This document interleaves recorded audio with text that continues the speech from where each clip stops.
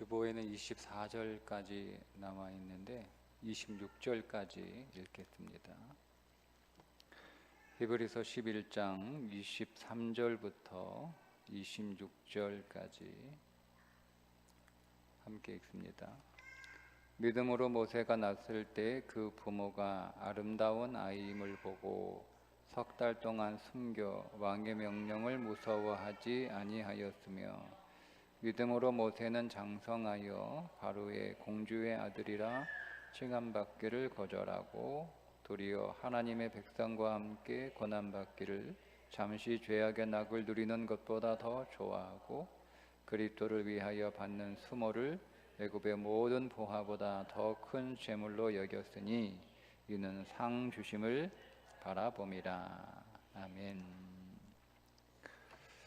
미국의 16대 대통령으로 오늘날 미국인들에게 가장 존경받는 인물인 아브라함 링컨 이야기인데, 그는 켄터키의 가난한 노동자의 아들로 태어났습니다.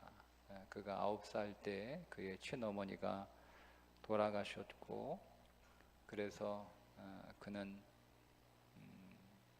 새어머니가 오기 전까지 어머니 없는 슬픈 삶을 살아야 했던 아이였는데, 새어머니도 마찬가지고 돌아가신 그의 친어머니가 링컨에게 남겨준 유산이 하나 있는데 그게 신앙이었습니다. 링컨의 전기 작가가 이런 말을 했습니다. 하나님은 링컨이 위대한 사람이 될 만한 조건을 하나도 주지 않으셨다. 다만 그에게 빈곤과 신앙의 어머니를 주셨을 뿐이다. 친어머니도 신앙의 사람이었고요, 그의 새어머니도 친어머니 못지않은 신앙의 사람이었던 거죠. 링컨은 사실은 그의 전기 작가가 기록한 그 쓴 대로 이 땅 위에서 뭔가 위대한 대통령이 될 만한 그런 조건이 하나도 없어요. 근데 그에게 굉장한 복이 있었다면 그에게 신앙을 가르쳐 주었던 두 어머니가 계셨던 거죠. 그러니까 링컨 자신도 그렇게 얘기합니다. 믿음의 어머니를 가진 사람은 결코 가난하지 않다.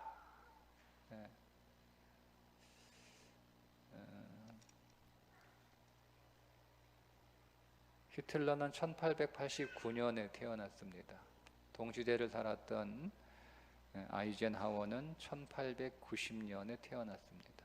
한 살 차이죠. 나이도 비슷하고 동시대를 살았는데 완전히 다른 인생을 살았습니다. 나라가 다르기 때문에 그들이 다른 인생을 살았다는 것이 아니라 그의 가정이 달랐기 때문에 다른 인생을 살 수밖에 없었습니다. 히틀러의 아버지는 사업을 한다고 하면서 계속 밖으로만 나돌았습니다.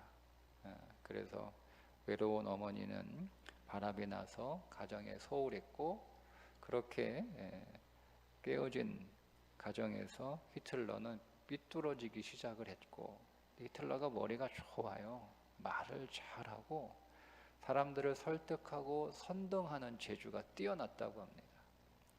그래서 그는 정치 입문을 해서 총통의 자리까지 올라가게 되었으나 2차 세계대전을 일으킨 주범이 되었고, 유태인 600만 명을 학살하는 반인륜적 범죄를 자행한 사람이고, 그러다가 전쟁에 질 것 같으니까 결국 자살하고 말았습니다. 자기도 망하고 이 온 인류도 혼란에 빠뜨렸던 삶을 살았던 사람이 히틀러였습니다.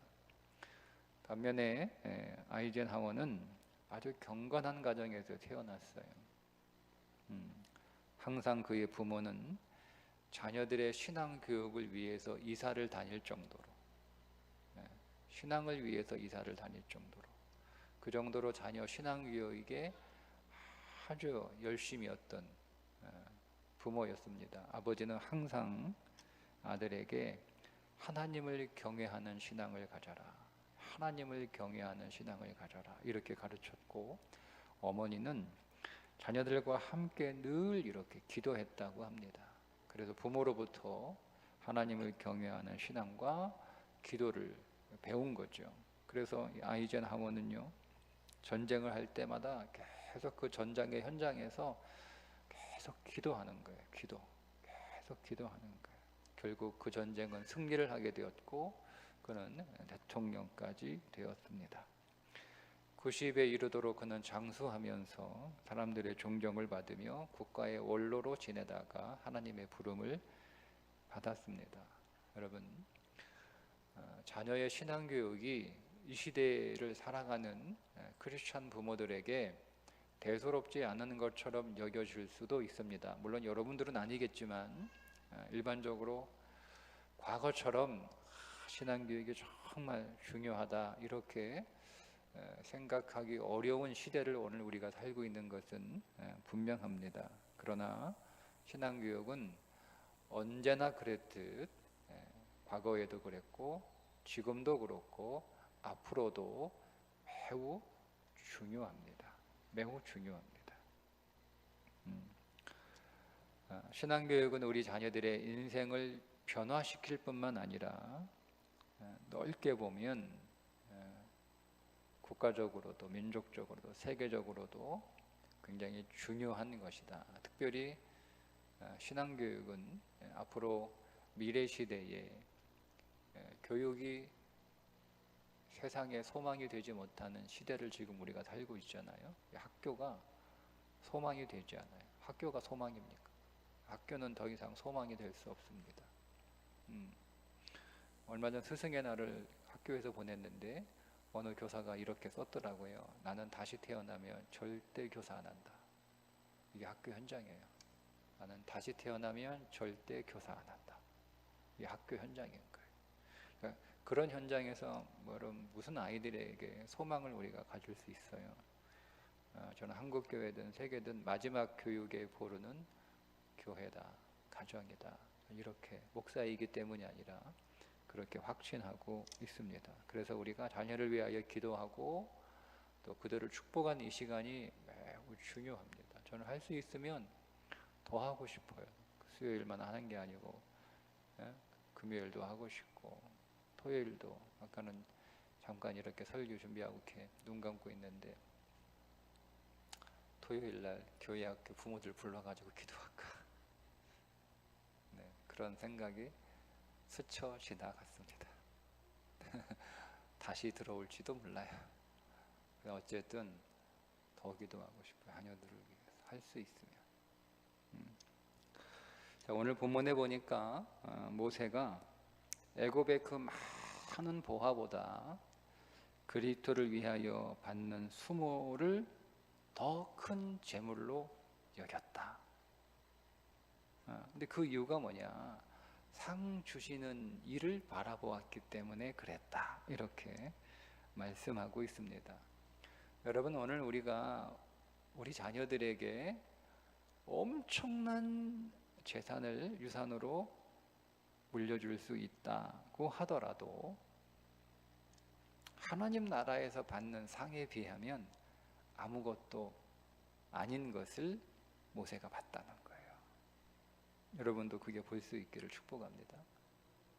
여러분들이 세상에 있는 금은 보화를 다 자식에게 물려줄 수 있다고 하더라도 하나님 나라에서 받는 상에 비하면 아무것도 아니다. 두 가지 이유 때문에 그렇습니다. 첫 번째, 이 세상의 금은 보화 10원 한 장 가지고 갈 수 없습니다.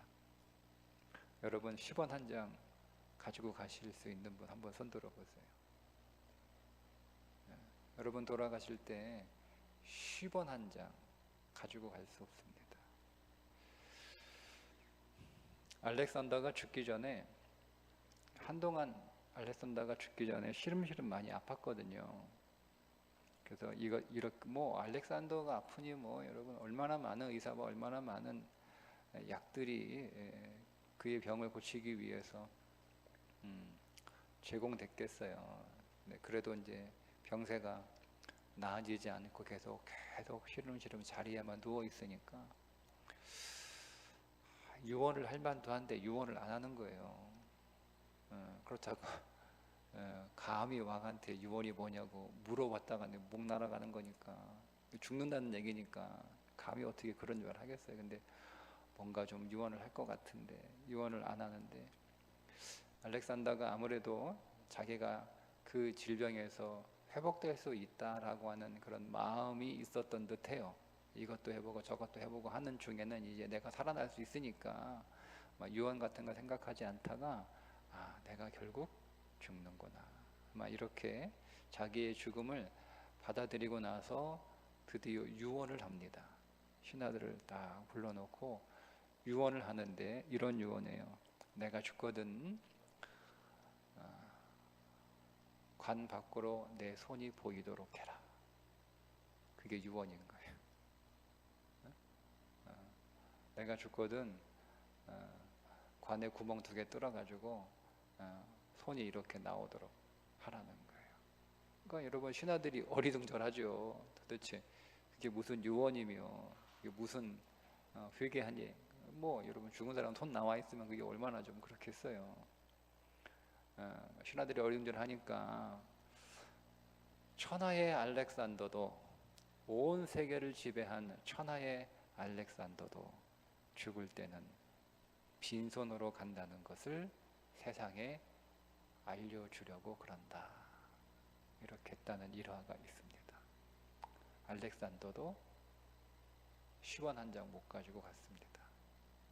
그러니까 여러분, 우리가 이 땅에서 아무리 많은 금은보화 가지고 있어도, 자식들에게 물려줄 수 있어도 그거 한 푼 가지고 가지 못하기 때문에 천국에서 받는 상보다 못합니다.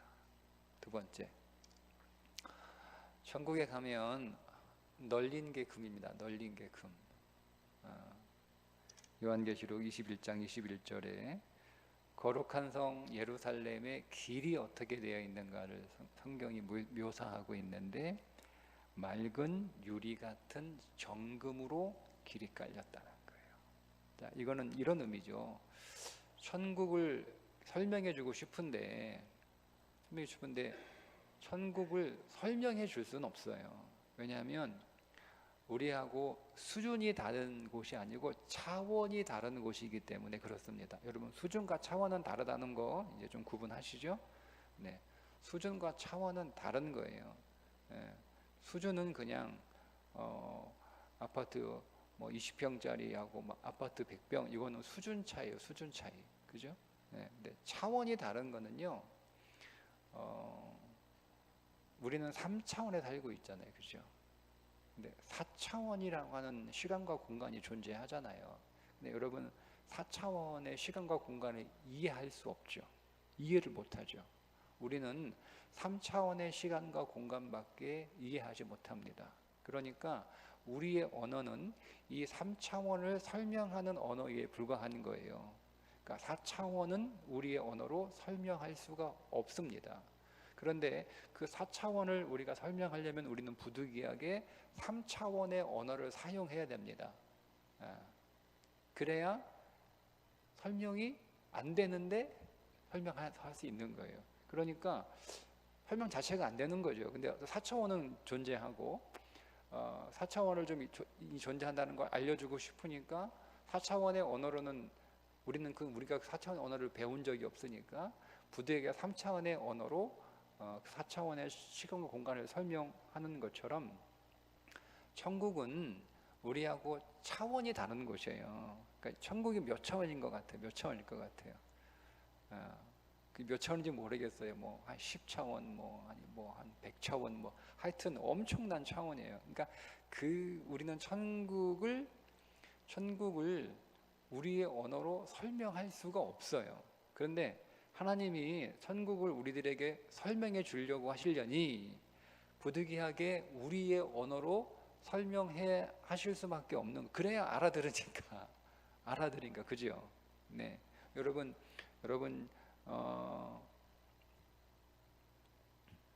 저기 서윤이한테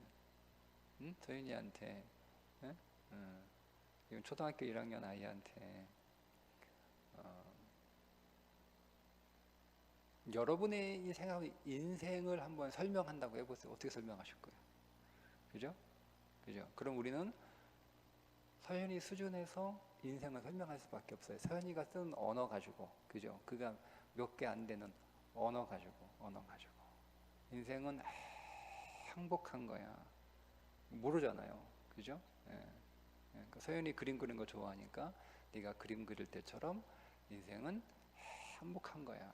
그렇게 설명해 주는 거예요. 근데 사실은 그림 그리는 인생이 그림 그리는 즐거움은 아니잖아요. 그런 것처럼 하나님께서 우리에게 천국을 좀 설명해 주고 싶은데 우리가 성경을 볼 수 있도록 눈을 열어주시고 싶으신데 도무지 천국의 언어로는 우리가 배운 적도 없고 알아듣지도 못하니까 부득이하게 우리의 언어로 설명한 거예요.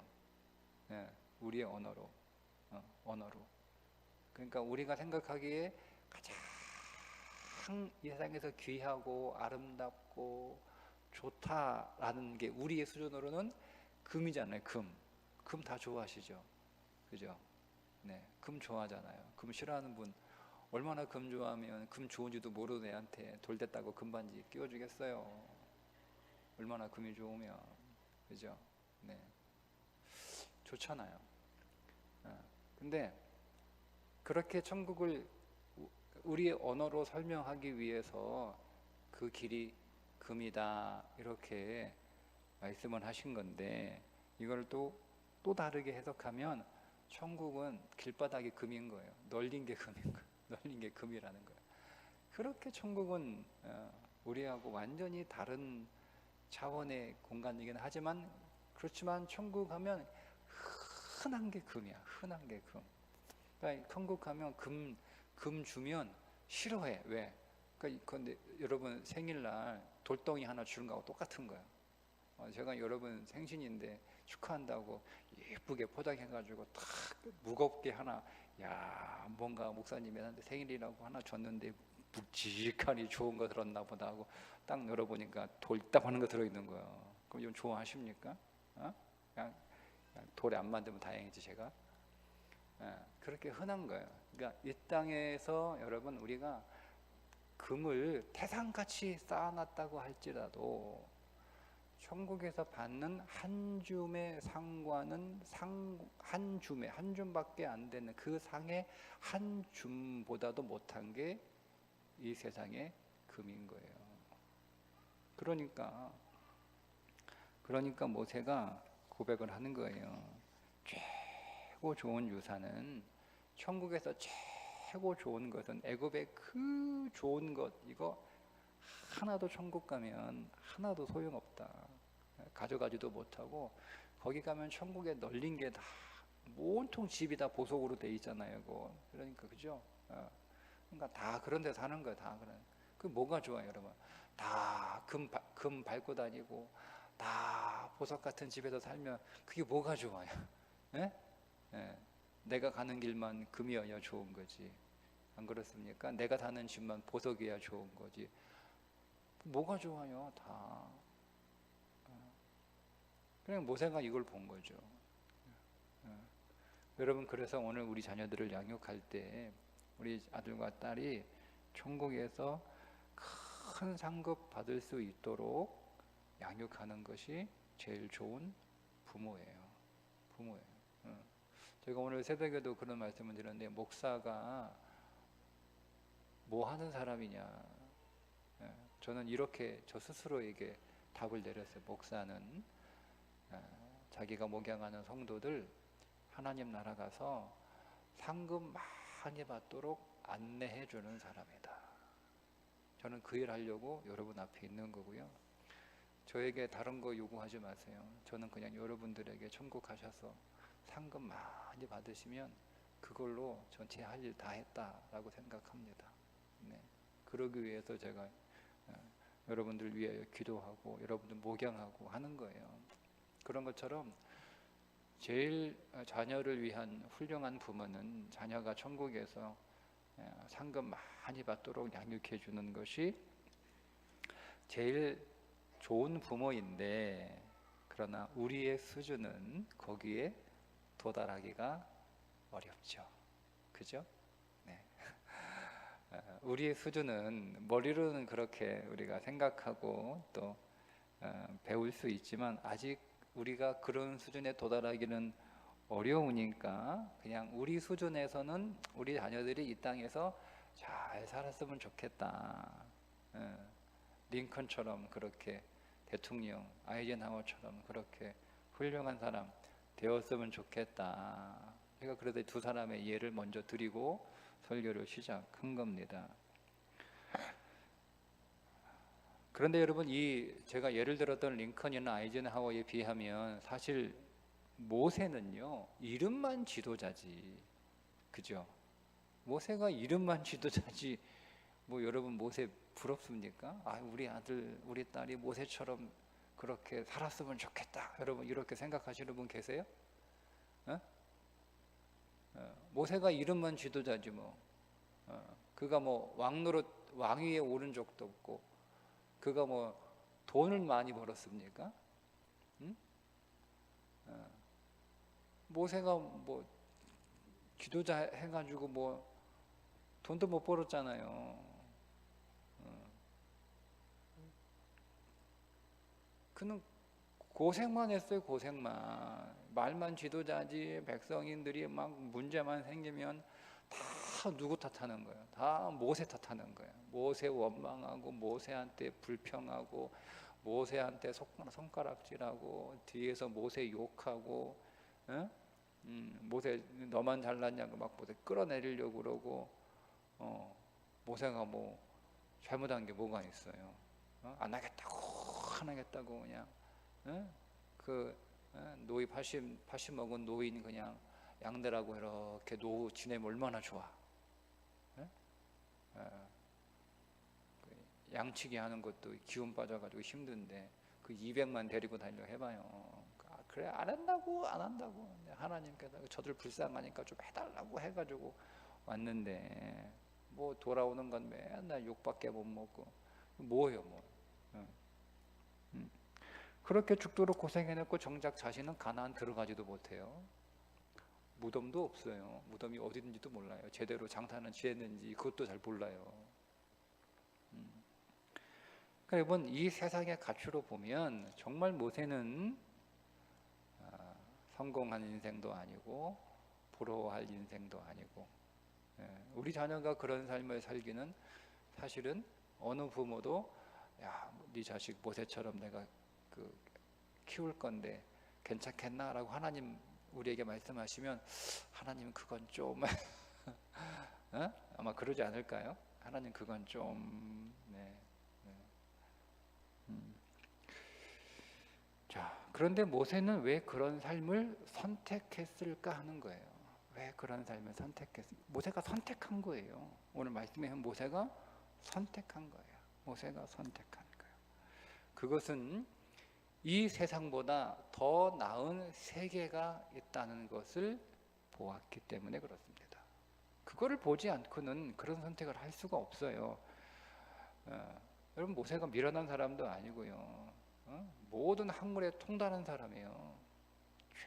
최고의 학교에서 최고의 교사들로부터 최고의 학문에 통달했다고 나와요. 근데 그런 사람이 왜 그런 어리석은 뻔히 보이는 선택을 했을까? 그는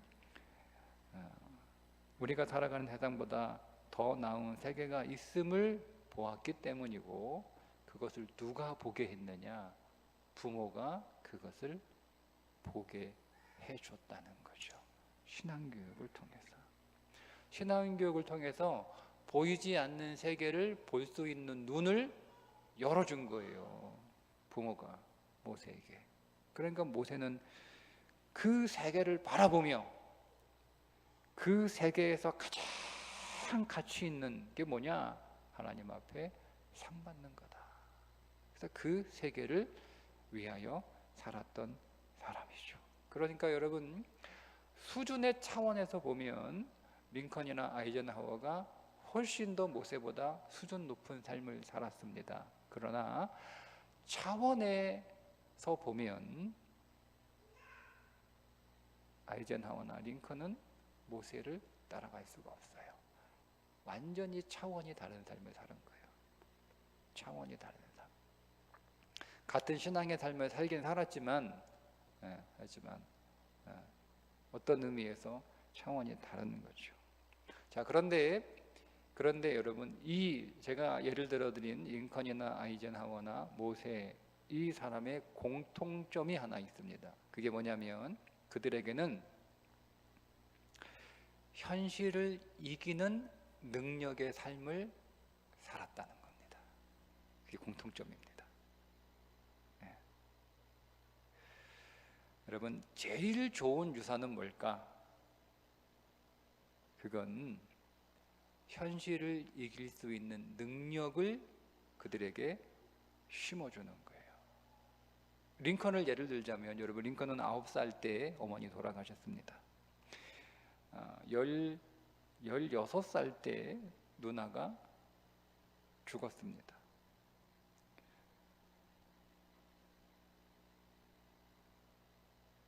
27살 때 두 아들을 잃었습니다. 결혼해가지고. 사업에 2번 실패했는데 그 빚을 갚느라 17년이 걸렸습니다. 그는 대통령이 되기 전에 여러 작은 선거에서 낙선했는데 7번 낙선을 했습니다. 그는 많은 실패를 한 사람이에요. 그래서 링컨이 대통령이 되었을 때 기자가 찾아와서 물어봐요. 당신의 성공의 비결이 뭐냐? 이렇게 물어봐요. 아니, 자기가 보기에도 링컨의 이력을 보면 도무지 이 사람은 성공하기 힘든 사람이거든요. 온갖 역경은 다 겪은 사람인데 어떻게 대통령의 자리에까지 오르게 되었을까 궁금한 거예요. 그게 무슨 비결이 있나 궁금해가지고 물어본 거예요. 그러니까 링컨이 이렇게 답했어요. 나에게 성공의 비결은 내가 다른 사람들보다 더 많은 실패를 했기 때문입니다. 라고 대답을 했습니다. 자기가 실패를 하면 꼭 사단이 와가지고 이런 말을 한대요. 너 끝났어. 너 망했어. 너 이제 끝난 거야. 이렇게 얘기한대요. 사탄이 와서 자기가 실패할 때마다. 그런데 그때마다 하나님이 오셔가지고 뭐라고 말씀하시는가 하면 실패를 통하여 배워 더 큰 일에 도전해라. 이렇게 항상 하나님 말씀하셨다는 거예요. 나는 그래서 사탄의 말을 듣지 않고 하나님의 말씀을 들어 실패할 때마다 내가 왜 실패했는가, 그 실패를 통해서 교훈을 찾고 그 교훈을 발판으로 더 큰 것에 나는 도전하는 삶을 살아 여기까지 오게 된 것이다. 이렇게 대답을 했다고 합니다. 여러분, 오늘 모세, 오늘 성경은 인생이라고, 성공하는 인생이라고 하는 것은 결국 뭐냐? 현재의 고난을 얼마나 이겨내느냐 하는 것이 성공이라는 거죠. 여러분 23절에 보니까 이렇게 말씀하고 있는데, 왕의 명령을 무서워하지 아니하였으며, 왕의 명령을 무서워하지 아니하였으며. 그러니까 여러분, 이것을 여러분 요즘 대통령 생각하시면 안 돼요. 여러분 대통령이 무슨 말은 다 꽃방귀 끼는 시대 살고 있는데, 그죠? 애굽의 바로는 그럴 수 없는 시대입니다. 감히 누가 왕의 명령을 무시합니까? 그죠? 네? 누가 애굽의, 그것도 바로의 명령을 누가, 지금 생각하시면 안 돼요, 여러분. 그 시대로 돌아가서 생각하시면 왕의 명령을 무서워하지 않았다, 이 말은요 정말 엄청난 말이에요. 그러면 이 말을 여러분 다른 말로 바꾸면 정말 죽을 수밖에 없는 인생의 엄청난 고난이 그에게 닥쳤지만 두려워하지 않았다는 거예요.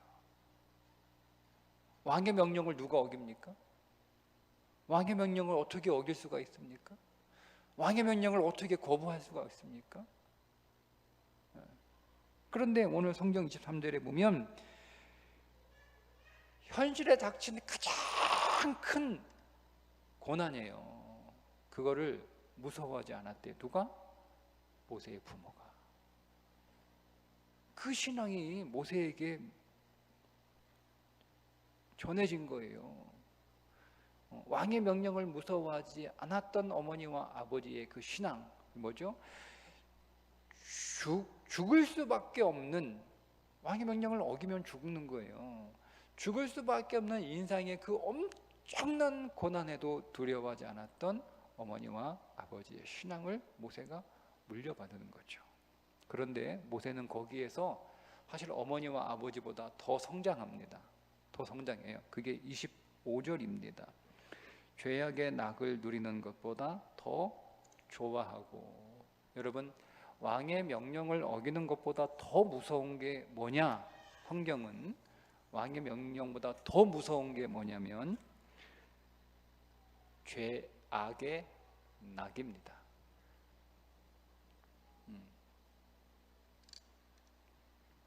여러분, 우리가 피부로 느껴지는 그 고난은요, 그게 느껴지니까 두렵고 무섭고 그렇잖아요. 그죠? 어? 피부로 느껴지는 건 당장 돈이 없어, 몸이 아파, 뭐 사업이 안 돼, 뭐 자녀가 속상해, 이런 것들은 다 피부로 느껴지잖아요. 그런 것들은 여러분, 오늘 우리가 피부로 다 고스란히 느껴지기 때문에 위험을 감지할 수 있어요. 위험을 그러니까 위험을 감지할 수 있다는 것은 그 위험을 대비하고 준비할 수 있다는 거예요. 그런데 여러분, 죄악의 낙은 우리가 위험을 감지할 수가 없어요. 여러분, 아무것도 못 먹고 막 몇 날 며칠을 쫄쫄 우리가 굶을 때는 야, 이러다가 죽겠다 느낍니다. 그죠? 제가 한 3일 금식하려고 마음먹었다가 대학교 1학년 때 일인데요, 하루 금식하니까 막 온 지구가 막 노래 가지고 나 이러다 죽겠다, 아주 죽음이 임박함을 느꼈어요. 단지 하루 굶었는데. 근데 여러분, 맛있는 내가 좋아하는 거를 실컷 먹었어요. 배 터지게. 여러분, 그때 위험을 감지합니까? 내가 이러다가 배 터져 죽겠다, 이런 적 있어요? 없어요. 배가 고플 때는 죽을 것 같다는 위험을 감지하지만, 배부를 때는 문제가 생길 것이다. 가난할 때는 위험이 감지가 되지만, 부자일 때는요, 넉넉할 때는요, 위험이 감지가 안 돼요. 그래서 이게 더 무서운 거예요. 왜요? 죽는 줄 모르면서 죽어가고 있거든요. 아니, 내가 죽는 줄을 알면, 죽는다는 걸 아니까 내가 멈추거나 대비를 하거나 뭐 방법을 찾을 텐데, 내가 죽는 줄 모르면 그것도 모르니까 준비도 안 하고요, 모르면서 그냥 죽어가는 거예요. 망하는 걸 알면, 내가 망하는 줄 아니까 뭔가 준비라도 하고 피하고 도망갈 거라도 생각나는데, 내가 망하는 줄 모르면 망하는 줄도 모르고 망하는 거예요. 그게 죄악의 낙이에요. 이게 무서운 거예요. 이게 진짜 위험해요. 이게 진짜 우리 인생의 위협인데, 여러분, 모세는요, 그 죄악의 낙을 누리는 것보다 그리스도를 위하여 숨어 나가는 것을 더 좋아했다는 거예요. 이게 능력이에요. 이 능력. 저는 이 능력이 우리와 우리 자신들에게 있어야 할 줄 믿습니다. 우리가 현재의 고난을 이기는 능력 우리 가운데 있어야 돼요. 여러분, 이 고난이라고 하니까 뭐 대단한 것 같은데, 우리 애들 배고픈 거 이기는 능력 키워줘야 되고, 더운 거 이기는 능력 키워줘야 되고, 기분 나쁠 때 그 기분 나쁜 감정 처리하는 거 가르쳐줘야 되고, 하고 싶은 거 못할 때 절제하는 능력도 가르쳐줘야 되고, 다 그런 능력들 우리 자녀들에게 여러분 갖추어 줘야 되는 거예요. 뭐 애들 아직 뭐 애들이 무슨 고난이, 애들 다 고난이에요. 애들 유튜브 못 보는 거 고난이죠. 배고픈 거 고난이죠. 더운 거 고난이죠. 시험 보는 거 고난이죠. 친구하고 사이 안 좋은 거 고난이죠. 다 고난이에요. 그거 다 이길 수 있는 능력을 위해서 우리가 기도해야 돼요. 네가 무슨 고난이 아니에요, 여러분. 쟤들은 나름대로 심각해요. 근데 문제는 뭐냐면 그거를 처리하는 방법을 못 배우는 거예요. 그냥 막 하지마 뭐 이 정도, 뭐 참아 이 정도, 뭐 괜찮아 별거 아니야, 뭐 친구하고 싸워 뭐 별거 아니야, 뭐 걔만 친구냐 뭐 이런 거 아니에요, 여러분. 그렇게 하면 안 돼요. 애들이 그런 작은 인생의 고난들을 이길 수 있도록 그들에게 지혜를 주도록, 강한 마음 주도록 여러분 축복하며 기도해야 합니다. 뿐만 아니라 여러분 분별할 수 있도록, 죄악의 낙을 분별할 수 있도록, 이게 낙인데 이게 죽으러 가는 낙인 줄 모르고 거기에 빠져 있지 않도록 여러분 그 분별하도록, 그것을 탐하지 않도록, 그 능력이거든요, 여러분. 능력이에요. 낙을 탐하지 않는 거, 이 능력이거든요. 강하지 않으면 그걸 이길 수 없어요. 그 능력을 위해서 우리가 기도할 수 있어야 되고, 그런 능력을 자녀들에게 물려주는 부모가 되어야 하는 거죠. 우리가 여러분 자녀를 위해 기도할 때, 제가 기도를 하다 보니까 제가 이제 아이들이 크니까 그게 느껴져요. 아, 내가 우리 아이들을 위해서 기도할 때, 우리 아이들이 어릴 때는 부모의 기도는 보호막을 만들어 주는 거였구나, 그런 거였어요. 제가 보니까 우리 아이들이 어렸을 때는 애들이 실수하고 또 실패도 하고 넘어지기도 하고 못하기도 하고 그러거든요. 근데 다만 부모는 이게 보호막을 이렇게 만들어 주는 거예요. 그래서 거기서 크게 상하지 않고, 크게 다치지 않고, 크게 좌절하지 않고, 크게 무너지지 않도록, 이게 부모의 기도예요. 근데 저희들이 이제 아들 저희 손에서 다 떠났잖아요. 근데 저희 아이 기도할 때마다 이제는 내가 아이들을 위해서 기도할 수 있는 그 기도는 한계가 있는 거구나. 이제는 자기들이 기도해야 되는 거예요. 이제 이놈들이 기도해야 되는 거구나. 그래서 이겨야 되는 거예요. 이겨야 되는 거예요. 그래서 이제 지금은 기도가 바뀌었어요. 아니, 우리 자녀들에게 세상을 이길 수 있고, 분별할 수 있고, 극복할 수 있고, 넘어설 수 있고, 견딜 수 있고, 그런 삶을 살 수 있도록, 그걸 어떻게 해요? 본인들이 기도해야 되는 거예요. 본인들이 기도해야 되는 거예요. 그런데 여러분, 그 본인들이 기도하는 걸 어디서 배우냐? 부모가 기도하는 것을 보고 배우는 거예요.